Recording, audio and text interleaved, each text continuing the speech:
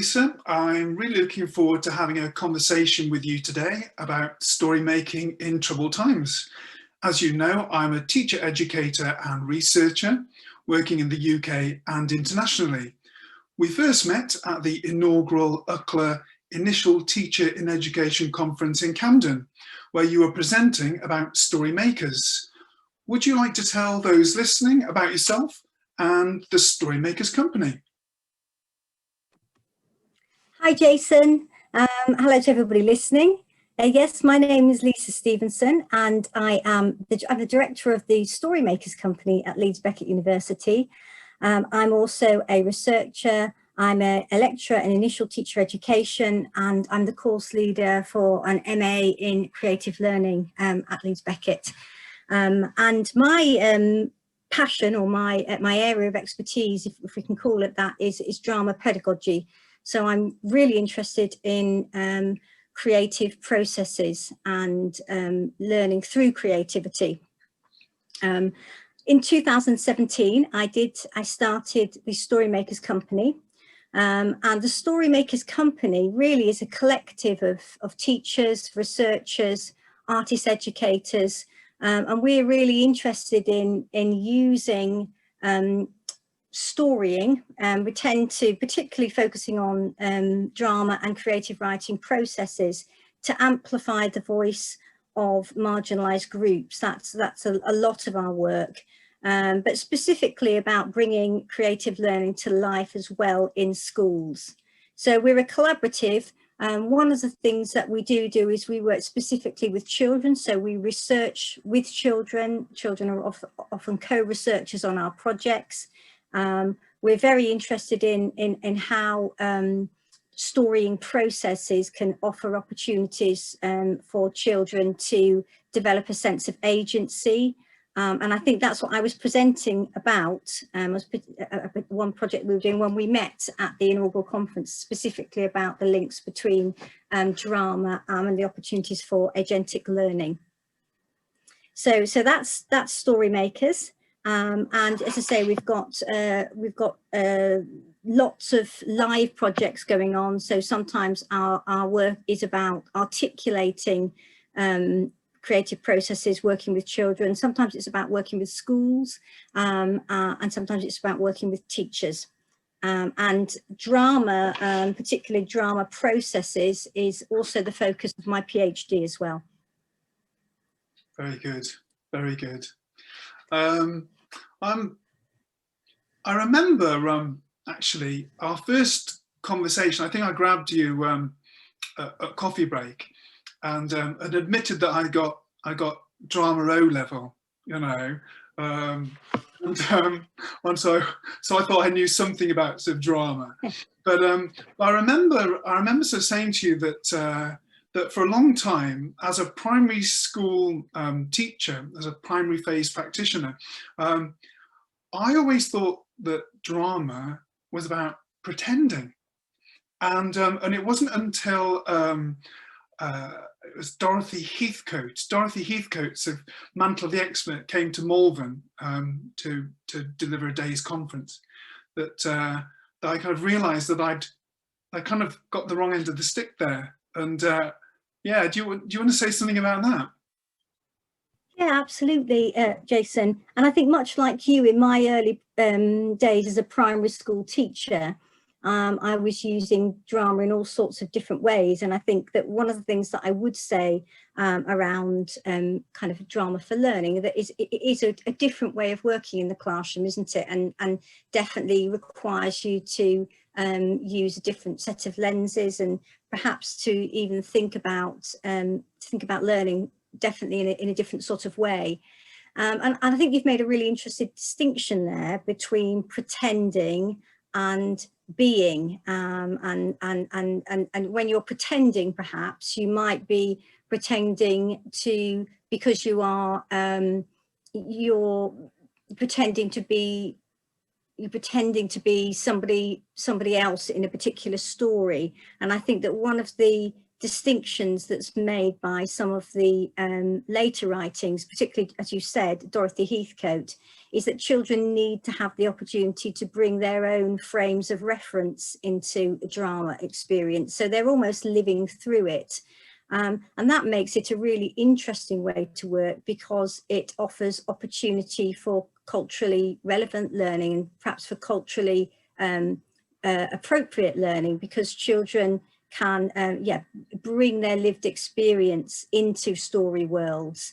And what that offers is a really interesting space to experience lots of different ways of thinking, and to celebrate a difference. But it also means that it can be quite a complex way of working as well. So I think there's a distinction there between pretending and being in role that Dorothy Heathcote was particularly talking about, with a view to looking at it, thinking about living through. And I also think that one of the things that she talked about that's really important when we're using drama for learning, which is a distinction that you made, so we're not acting perhaps, we are just thinking with or thinking as if we were a different person in a different place in a different time. We're also doing it collectively as a group as well. And so what happens is we are perhaps looking for, as drama practitioners, we're looking for opportunities to promote critical reflection for children. And I think that's a difference as well, rather than pretending as a drama facilitator, if you like, or practitioner. You're trying to craft an experience that allows children to bring their own lived experiences in, but also, you know, that promotes critical reflection. And that's one of the really exciting things about working with and through story. And rather than drama, if we perhaps talk about storying, is that we're using this universal language of story. And certainly my own practice draws from some of the work is influenced by some of the work of Dorothy Heathcote and many other drama practitioners, but with a focus on being a really, a really rich place when children are making stories together, for children to bring their own, as I say, cultural and lived experiences, but also to use lots and lots of different ways for them to share those cultural references. So that could be, visually, with their bodies, through drawings. So we have this kind of universal language that comes into drama spaces as well, which makes it a really powerful way. It can potentially a really powerful way of creating connections between people when they're making stories together. Because ultimately, I think what Heathcote was saying, rather than pretending as well, is that we're listening, you're making a story together, you're also telling part of your own story, and you're also listening to other people's stories, because you may have to, as you're making a story or a narrative in drama, you may have to select and apply bits from everybody's ideas. So it's a pretty serious business, really, and challenging and complex as well, but it offers a really interesting way to think about celebrating difference. What I was going to sort of mindful of is the fact that you chose the title for today's conversation of story making, and you've unpicked that, so I can see now why it's story making as opposed to storytelling. But why story making in troubled times? I'm thinking of the obvious, of the current, troubling times that we're all in. But yeah, what are your thoughts regarding story making in troubled times? Yeah, absolutely. I think this is a partly a response to the article by Kerry Facer that was part of the UKLA, one of the most recent literacy editions, and she talked about stories in troubled times, and we're writing about one of our projects as a special edition in response to that article. But the idea of troubled times is something that I've also drawn on in my PhD, and I think there are many things that make this moment in time troubled, possibly, and that is about an unprecedented time of change, particularly for young people. So we've got the obvious situation with COVID going on at the moment, but we also have, you know, issues around climate change. We've had a lot of the, obviously, recently we've had, you know, a bitter reminder of the racial discrimination that happens globally over the last year again, and continues to be there. We've got a rise in the, you know, some of my research is looking at young people's well-being, and we know that there's a rise in young people's, you know, poor well-being, and in teachers' stress as well. And I think then on top of that, we have got, obviously we've got poverty, terrible areas of poverty, but we have also got, I would say, you know, in some sense, a national curriculum as well, that, you know, I would go as far as to saying that, you know, in some sense, it is outdated and perhaps needs to, you know, to rethink about how our national curriculum, not the, many schools are doing incredible things, so not the curriculum with the small c, if you like, but the national, the policy, education policy, you know, is not meeting those needs. So I think there's an incredible amount of complexity, and so I think that's specifically why I've used the word troubled times. Story and story making has a role to play in supporting young people to think about some of those complexities, for some of the reasons that I've mentioned before. But one of the main reasons is that stories and making stories together can offer children and young people the opportunity to identify their hopes, their desires and their fears for the future. So I think in terms of troubled times, there's something very interesting about children having the opportunity to imagine possible futures, to enact that together, and to think, and that then becomes a really interesting problem solving space in terms of creative thinking. And it becomes a space of agency where they feel a sense of that they can shape within story worlds, and how might that then translate in troubled times, when perhaps for some children they feel that there isn't that wriggle room, there isn't that agency, there isn't that space to see things differently in the real world. It offers them a space to practice that, so it becomes an effective space, if you like. I'm very interested in creative thinking and critical thinking, and actually you saying that that story making provides that safe space for alternative visions, and that flexible thinking of alternatives, and that whole idea of viewpoints. I've written down here, you know, the sharing of viewpoints. I mean, these things are really important. We've both got, you know, teenage, young adults of children, and I'm just thinking here, this is so important. This is so important, you know. Was a teacher with my teacher hat on and my dad hat on. Certainly during that first lockdown, there was a feeling that we were very disconnected. You know, for young people, for a lot of children, they may have been in home spaces. Perhaps they didn't have the opportunities to play outside. They might not have had a safe space to go and play in, or a you know, park nearby, etc. So the initial stimulus for the story was thinking about how can we bring together a safe space, as we've mentioned out, a fictional, a hopeful space to bring young people together at this time. And how on earth are we going to do that? Because normally my practice as a drama practitioner in all the projects that we do is face-to-face, tends to be face-to-face. So how will we create that sense of, that we've talked about before, of connection, of emotion, we talked about making, you know, how are they going to be making, and how are we going to pull that into a space that creates, if you like, a bit of a coherent narrative.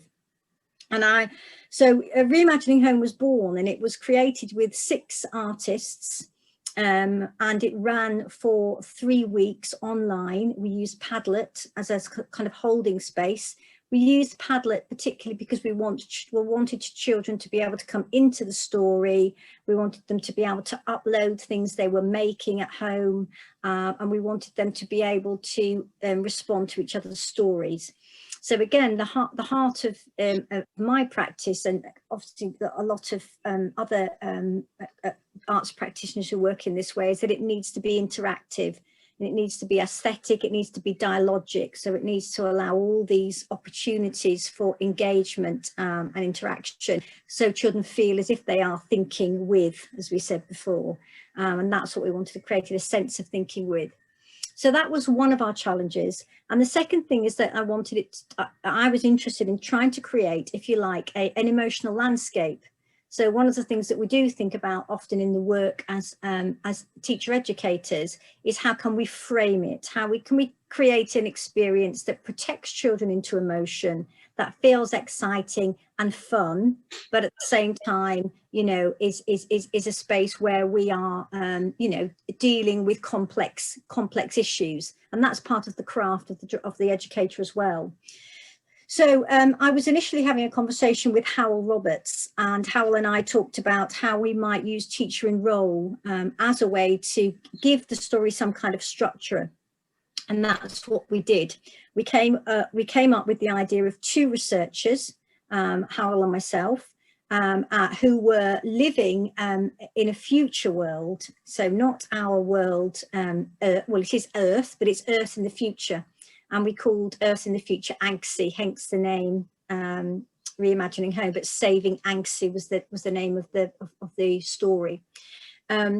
And so Saving Anxie was started off in Anxie online, and we worked, one of our artists was a virtual reality specialist, Tom Jordan from Interplay Theatre. And so we started off in Anxie, we had a visual, and we just used our phone teacher in role to create a conversation between 2 researchers, and the crux of the story, the call to action for the children, because the work, as we mentioned in Drama for Learning, is often about children. It's a repositioning of childhood, so children are positioned as agents of change, as responsible choosers. You know, they have an important job to do in the story. So the story started with Howell then stating that something had happened in the future world in Anxie. As researchers, we had been discovered completely by accident that we could go back in time. We didn't, you know, and what had happened is that I, as one of those researchers, had tried out this new technology, and I had gone back in time, and he didn't know what had happened to me, but there was a fear that I had become stuck in the past, and also that he knew of a secret organization of children who might be able to help, and they were called the Story Rebels. Now essentially that was the hook in for children to join in, and the rest of the story was, part of the story was a conversation between Howell and myself, communicating from Anxie, this world in the future, and the past, which is Earth. So that was the narrative, a very loose narrative, but this became like a story weave, and really the visual of the story experience consisted of 3 settings: a cave, which is where the children arrived and where I was stuck, and the children were invited online to explore this cave. There was virtual reality in the cave. We invited lots of different artists, put provocations in the cave for the children to respond to.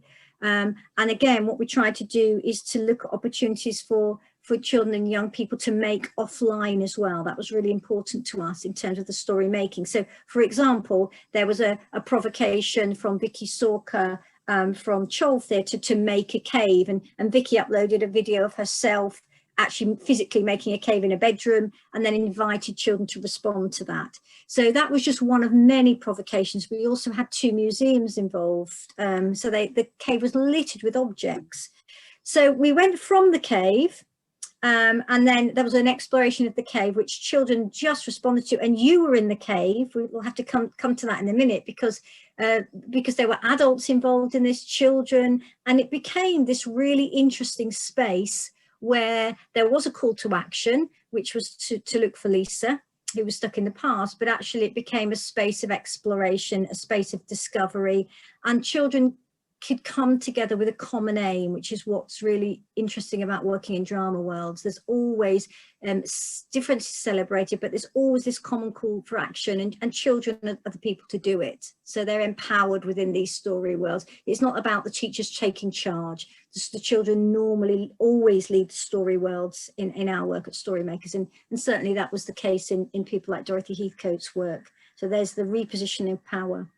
So we had the cave. Then very briefly, we had the wasteland, which was kind of moving from the cave into this cave as this dark space, but into this space of the unknown, a little bit like COVID, where, and there were hints there that some disaster had happened in the past. We didn't know what it was. The children were investigating and exploring all of this. So it was very much about exploration for learning. And again, we had some wonderful artists put provocations in there. We have Nadine Kadim, wonderful children's illustrator, inviting them to make things out of objects and upload them that they found in the wasteland. They were looking for plants, for signs of life. Again, this was a virtual reality space, and all the time children were uploading and sharing their ideas. And then we moved to a future planet, the end of the story, which was Anxi. And Anxi was a really, our planet in the future, a place where we had looked after our resources. Again, we had an amazing a living museum for them to create, and we had artifacts of very unusual animals, and for them to explore and create this new place. So the idea is they moved from the cave, from an area of unknown, a dark place, to a place of uncertainty in the wasteland, where they were driving that. They were coming up with solutions. They were working together as a team, online and offline. And then finally, they were moving to a hopeful space. And it was up to them to try and give me the clues I needed to make it back to that space. So that, again, if you like, is this sort of a critical cartography of COVID and the hopefulness of it. And I've got a couple of clips from children. Can I play those? We'll probably finish now. Wrap up.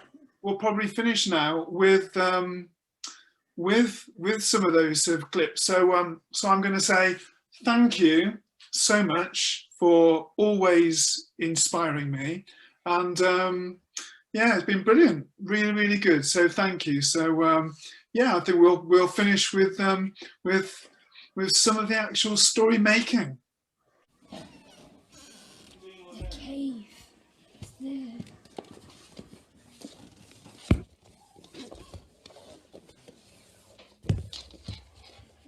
Look at this place. Turn left. Lava. So oh look, a beach. cool. Why is there sand in a cave? Feathers, vegetation, and some water. Something must have lived here. What's that? Loads of feathers. No, what's that? A mask.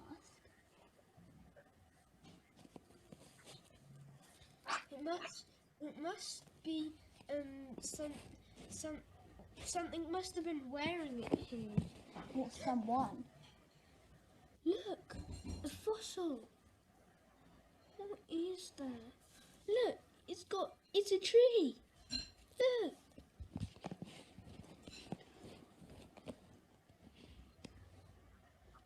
What else is in here? What's this stuff?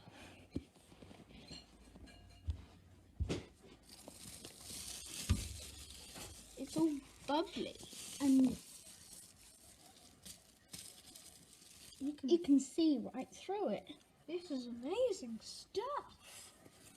Oh, look, there's an animal over there. I wonder if it's alive. It probably. I'm going to just stop there with that. I shall just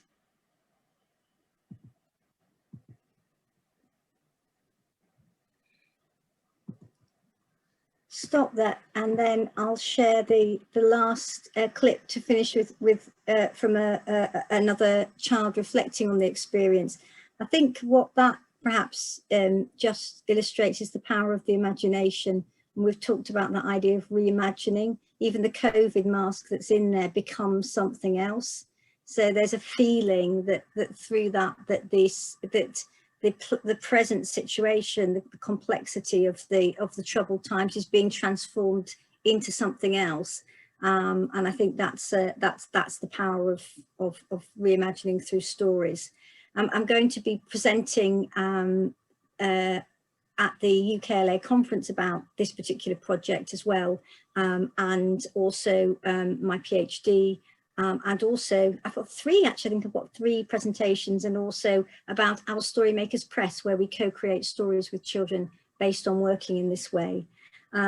So shall I, thank you so much, Jason, for inviting me for the interview, and I'll just finish by sharing with another child's reflection. And I think, again, you know, this perhaps just gives a really nice example of the power of the imagination for children to move to other places, to reimagine, but also to invest and to be motivated in this kind of learning. And I think it offers I think it should offer us a way to perhaps think differently as well about the way we use stories and story making in education. Thank you, Lisa. Well, I was on it a lot at first, and then I started to do it a bit more, and gradually I got the hang of it. I like the bit where you actually made stuff at home. I was quite worried about Lisa. I felt very relieved and excited that she could come back. Well, there was all the objects. I enjoyed seeing how they were all differently made and different shaped. Well, I felt quite excited because everyone was there, so I could talk to them, and also I could write the things down that I felt about it. I enjoyed making the cave. Well, I came up with towels with patterns on them to put as like art in the cave, and use some blue fabric for a waterfall and green fabric for moss and stuff. There we have it. Imagination in action, Lisa. It's always a pleasure.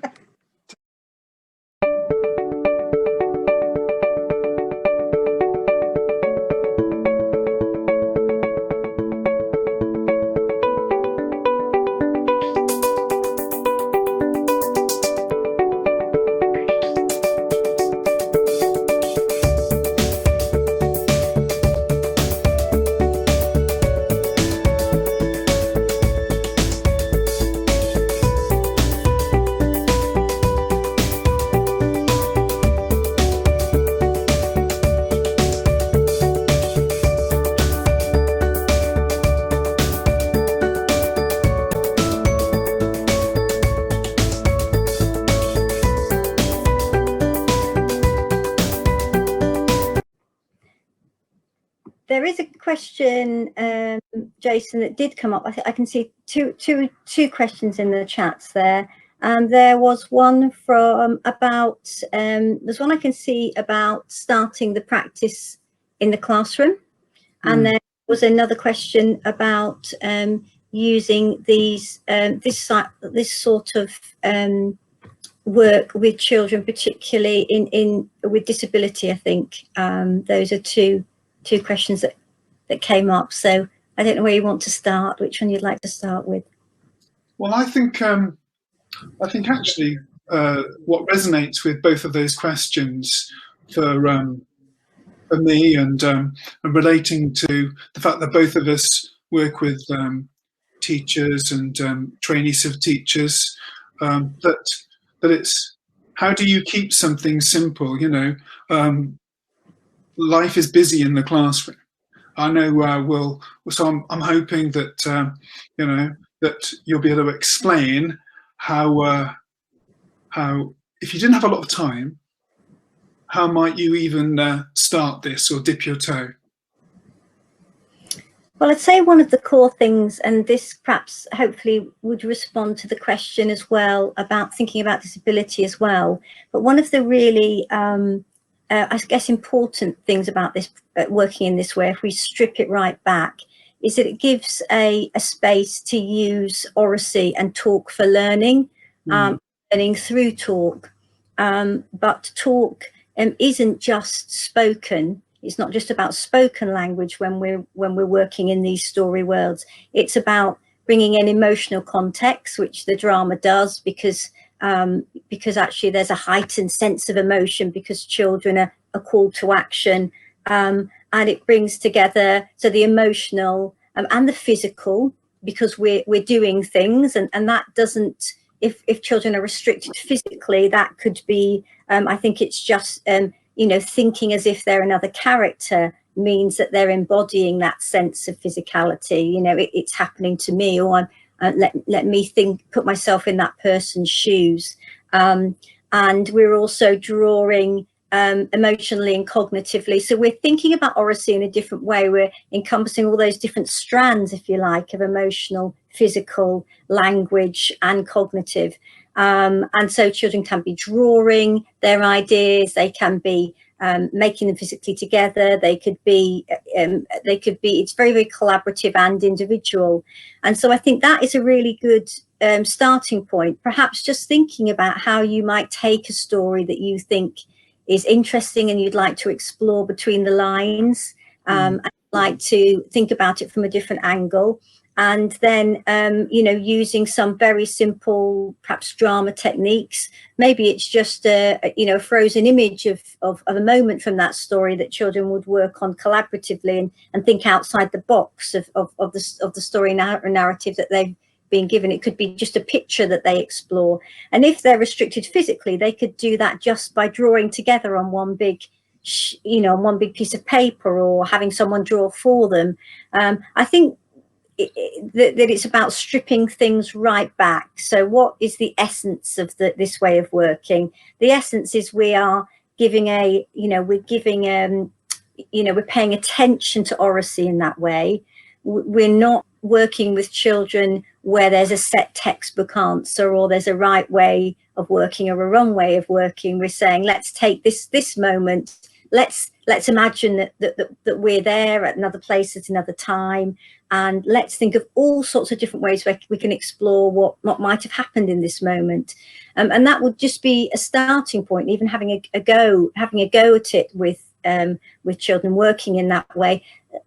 Obviously, I've said let children lead the story, but in reality, what happens is you would have an idea of what you want to explore in a story, and you'd have a structure in your head, but you're just opening up and holding spaces, sorry about the dogs, to join in, you know, and to share their ideas and explore their ideas in as many different ways as possible. And it's holding space for that. And I agree, it is very difficult time-wise, but I'd say as a starting point, have a go, think about the cornerstones of this practice, which are about oracy, making meaning together and individually, exploring narratives in a bit more depth, and just seeing where it goes, and then allowing children the spaces to then share their ideas without necessarily feeling that you've got to reach a set outcome. And that's what I mean when I say it's a different way of thinking, a different way perhaps of doing things. So I don't think that's helpful, but that's yeah. Yeah, I agree. It's that different way of thinking, but actually that can sound so tricky when you're starting off, in teaching and training. You know, it's almost like you want some mentoring, don't you? It's almost like you don't want to be coached, that you want to be sort of told.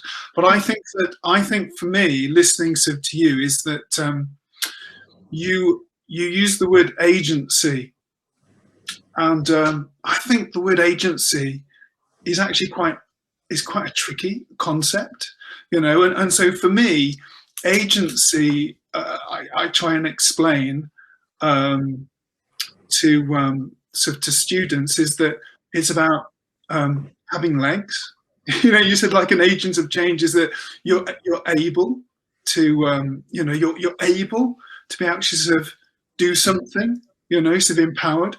But that question regarding sort of disability, I think that what resonates for me through much of your sharing is that inclusivity.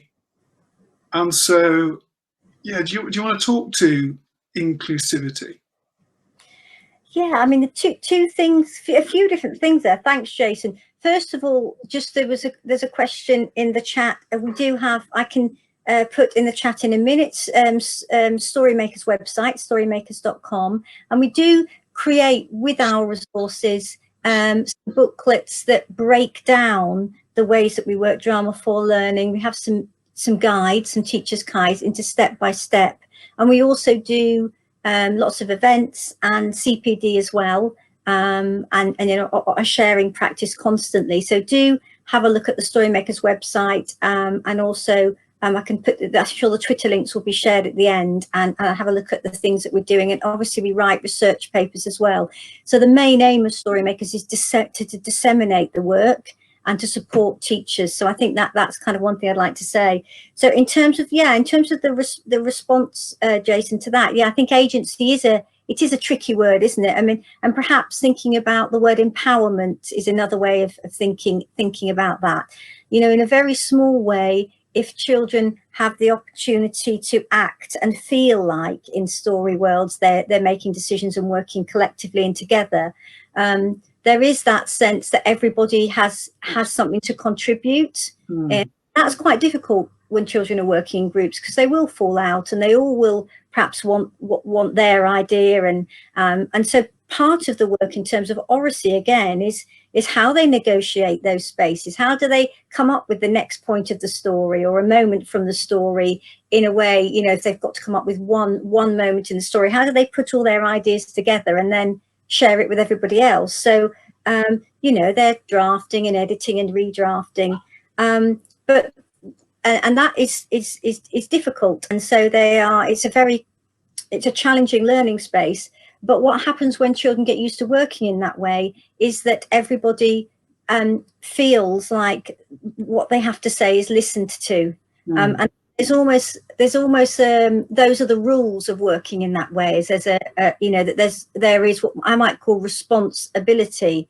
You know, the written rules of the work is that we will be responding to each other and we will be acting together.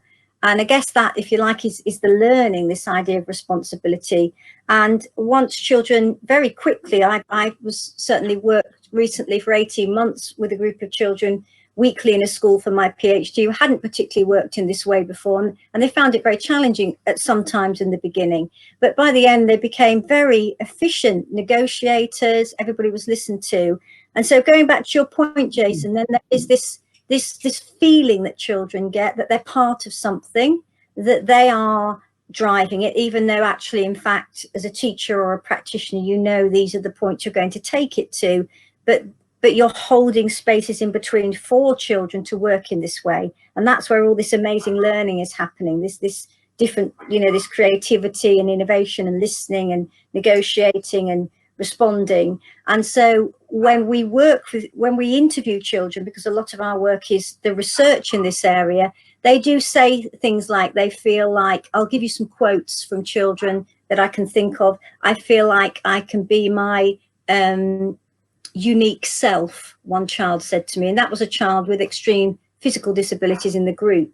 So for him, being able to perhaps take a different identity in the story, being able to be someone else, but also to feel that he was contributing and listened to, and his ideas were celebrated in that way, because that's the feeling of the work, that was very empowering for him. And I think the other thing that's critical in this work, and it comes out again and again when we talk to children, is that children feel that they are they're able to make mistakes when they work like this. It's not about a right and a wrong answer. It's about, let's explore these multiple possibilities, and any of them could work, but how are we going to put them all together? And that gives children a sense of freedom that they talk about. And quite a lot of children talk to us about how they feel worried about using their imagination. Certainly in my PhD, that they feel one child said to me, "I'm not ashamed of my imagination anymore." And I think that is very interesting, the way children articulate that, and also quite concerning that children, so that's what I mean by a different way of working. And that's what I mean when I say we need to hold those spaces, because our research with children, confirms by the things they say, and I can share some research after this presentation, that these spaces really matter to them, and it's critical that we feel we can try out things and make mistakes, because that's generative thinking, isn't it, as well? So sorry, a bit long-winded, but in terms of celebrating difference, I guess that's what it's about. It's about everybody's got a part to play, and everybody's part of the group. So that's really great. That's very clear, So Lisa, so there's a question here.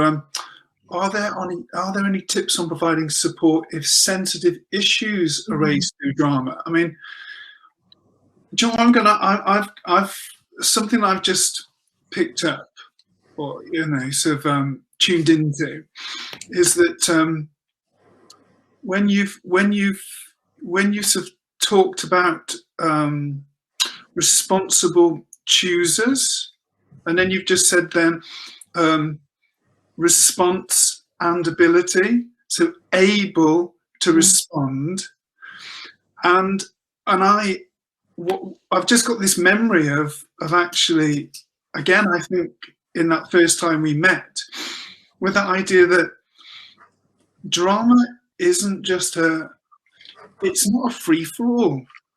I think that's a misconception for me. I think you helped me to understand that part of this responsibility is understanding the context, understanding the way you have to be in order to listen and build upon, and not just be perhaps the person that builds their part, which is very much what I was like at school, I think, but yeah, so sensitive issues, so Lisa, I mean, that's a very pertinent question.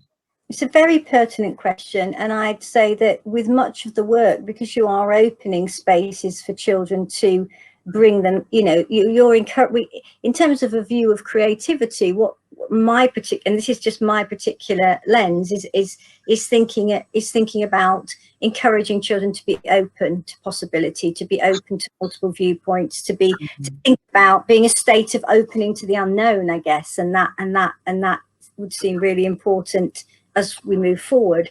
And what happens over time when children have a sense of that is that there are often, when I've done work, there've been disclosures, or there've been things that have been brought into the space.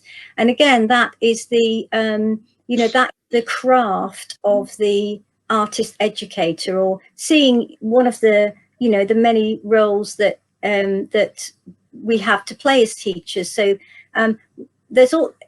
teachers know their children so well. So I would say a couple of different things there. Firstly, the children in your class, and if you know that there are issues that are particularly sensitive to that group, then you can frame the learning, so you can approach the story from a slightly different angle, or even from a removed, perhaps someone who was two or three, a reporter who saw something happening, rather than being someone in the actual story. So that allows you to do it. And the other thing is, when we're working in story worlds, because it's drama, but we bring creative writing and art and all sorts of different ways of making meaning into these spaces, that you can always stop it. You can always say, right, fantastic.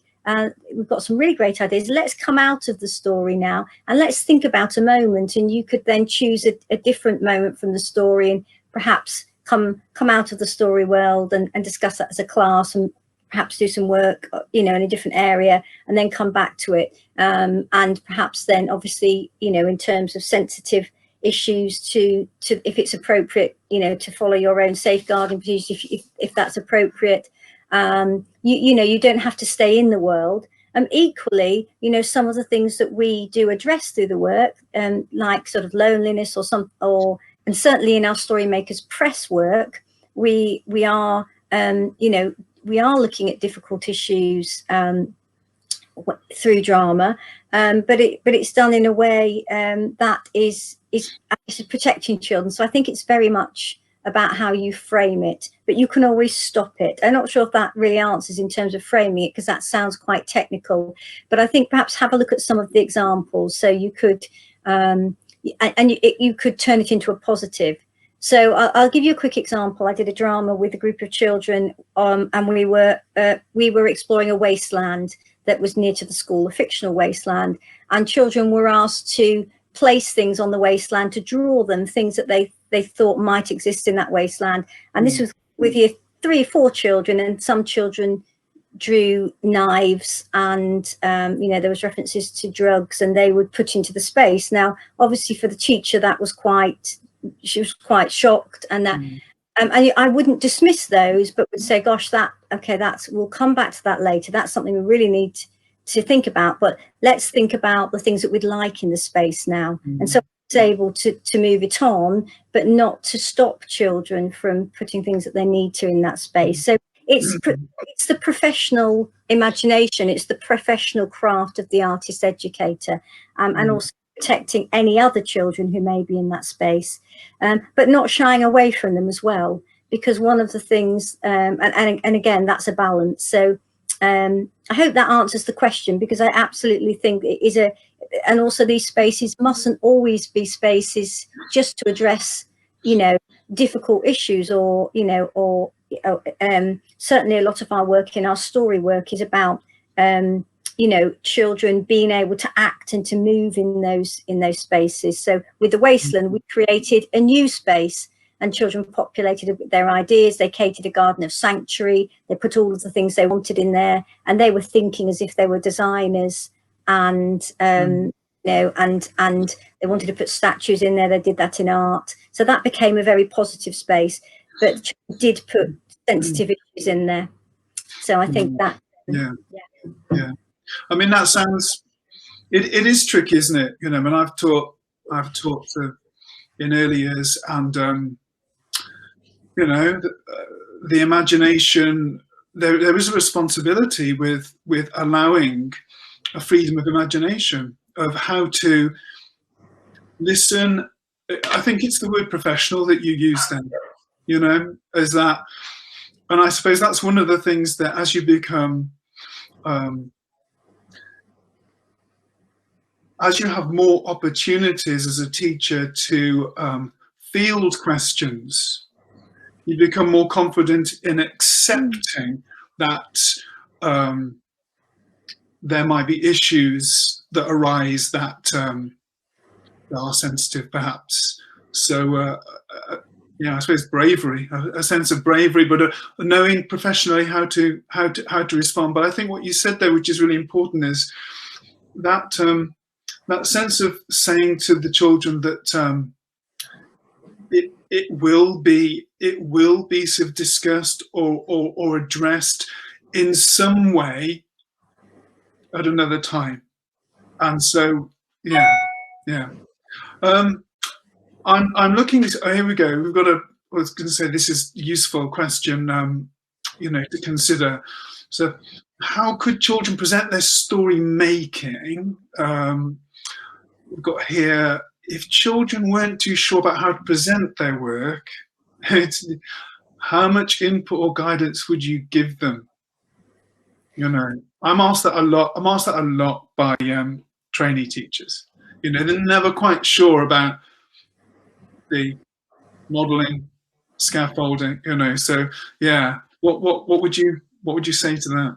Well, I'd say in this work, you know, this work, certainly the Reimagining Home, it was very interesting to us because we were not with the children in the space.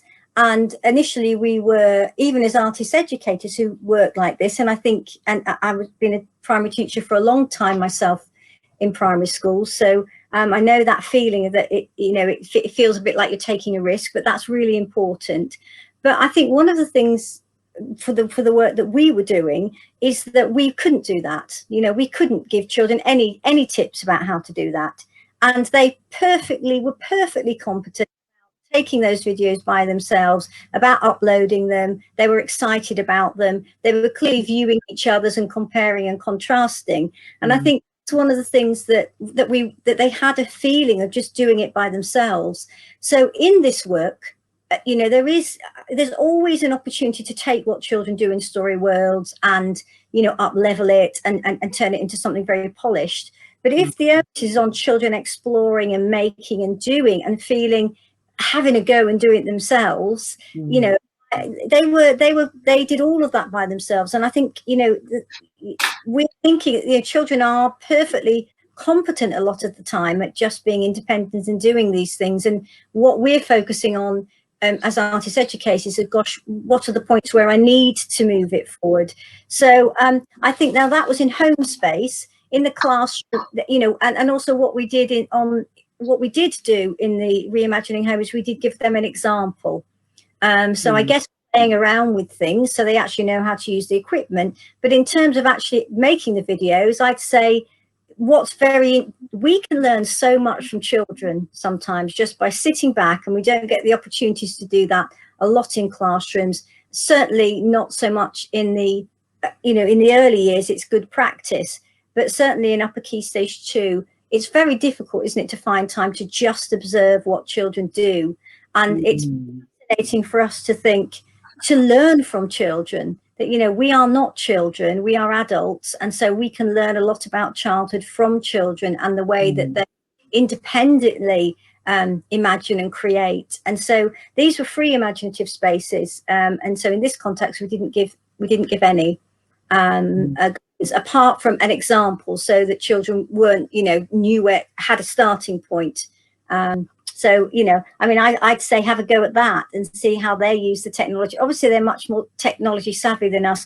And we did also, you know, make sure they didn't show their faces. So we were very conscious of child protection there, and had a Story Rebels passport. So they were new to keep their identity secret. So we were playing again at making sure that that's what I mean by protection into emotion, that it was a safe space. And apart from that, they were free to have a go and experiment and try. And what they did was fascinating and exciting. Yeah, I mean, I was lucky, wasn't I? I was a participant, and actually, what you've just reminded me of is that, I mean, I was very, very wary of steering. You know, the children didn't know who I was. They didn't know that I wasn't another child, but I was very, very wary of steering the children. But sometimes I couldn't help being the teacher, and I remember posing some questions, thinking, "All go here." And the really funny but also enlightening thing for me was many of the children chose to ignore my prompts.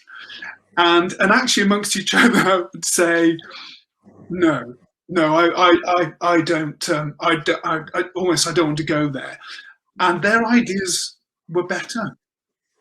And I think I've learned that over the years as a teacher, that, you know, if you give children the safe space, but you also support them to be responsible choosers, they surprise you with their ingenuity,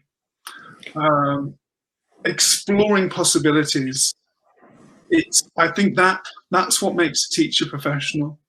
You know, is that you have to read, you have to listen to other practitioners, you have to, you know, it's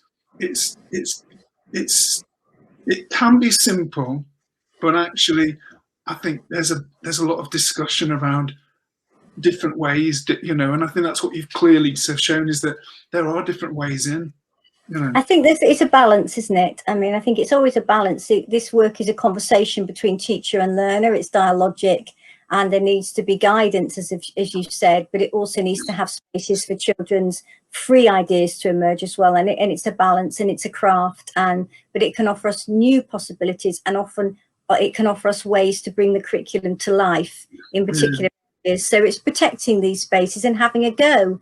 I think that's what I'd say to everyone. Just have a go at working in this way, and don't be worried yourself about getting it wrong. And I know that that's hard, but think about the cornerstones, you know, oracy, how is oracy happening? You know, how am I framing the story, and critically reflect on it. And I think, and I think, yes, like as Jasen said, you know, then children will always bring something of extreme value to those spaces. Well, look, what I want to say first of all, Lisa, is that it's always a pleasure listening to you. I know it's so much that I learn. What I would like to sort of ask to those sort of listening is sort of in the chat, is that one might pose a question, and that would be, what one thing would you like to know more about? And I think by posing that, if people, if we sort of like just summarize now and give people sort of chance to perhaps sort of comment, what one thing would you like to know more about? I think we could respond to that in a blog, or or we could think about ways to be able to respond after this event. I think you're happy to do that, aren't you, Lisa? That would be absolutely, yes. And as I say, do have a look at our website and contact us for any more information. Yeah. Well, look, thank you once again, and I think we have to say thank you to Navan, who's in the background, who has made this all very, very slick. Absolutely. Who is incredible. He must be a story weaver, story maker, But I mean, we're all interested in creativity, and I think when you're, both of us, sort of, we want people to, we want our teachers, our trainees to be sort of confident to be sort of creative. But sometimes you just don't know, you just don't really know what it is. So I think what you've done for me, so Lisa, is that today is you've given something very solid, something very tangible to be able to do. And you've talked about lived experiences. And I think for me, something that I'm really, really interested in, and because of our, because of living through a pandemic, I'm working with many teachers who have had to grapple with the idea, the idea of how do I teach face-to-face and use technology. And I think what Story Makers sort of has shown that is possible is that you can blend that learning. You can use the technology to prompt. You can use the technology to give an example. You can use the technology to inspire and motivate and maybe give sparks of imagination. But you can hand over the lived experiences. So getting under the table, sort of deciding that blue piece of cloth was the waterfall. It just makes it very accessible. And I was excited at my age with silver locks, let alone being, sort of witnessing the younger, so like learners. I was one of the older learners, but yeah. So thank you, Lisa. It's great. Yeah. Have you got a final sort of thought? No, just to say thank you very much, but just to say have a go.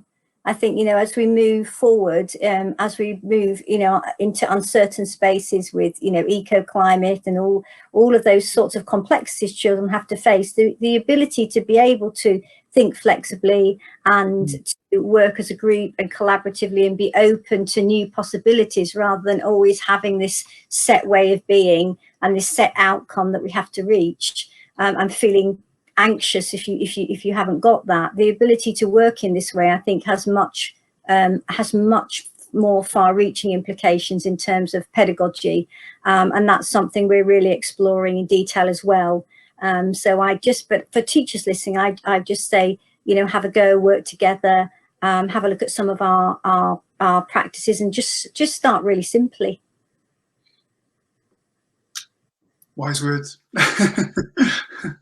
Well, that's great. That's great. Well, I think, Lisa, that our time is up. And thank you, Jason. yeah, no, it's so great. It's great.